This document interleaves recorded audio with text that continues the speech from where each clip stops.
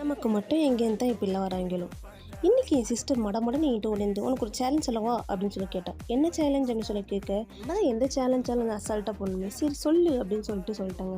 அதுக்கு அவள் homemade and ஹெல்த்தியாக ஒரு லாலிபாப் செய்யணும், இவ்வளோதான் சிம்பிள் அப்படின்னா. சேலஞ்ச் அக்செப்டட் சொல்லிட்டு நானும் வந்து மெல்ட்டை பண்ண ஆரம்பிச்சிட்டேன்.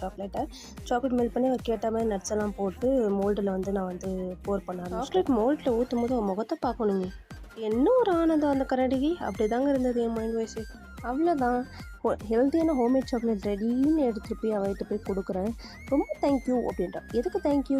ஆமாம், எனக்கு லாலிபாப் சாப்பிடணும் போல் இருந்தது, கடையில் வாங்கி சாப்பிட்டா கொஞ்சம் ஹெல்த்தியாக இருக்காது, எனக்கு செட் ஆகாது, அதனால தான் ஒன்றை செஞ்சு கேட்டேன், நீ வீட்டில் செஞ்சு தானே செஞ்சு தர மாட்டேன், அதனால தான் நான் சேலஞ்சுன்னு சொன்னேன் அப்படின்னு சொல்லிட்டு ஓடிட்டா.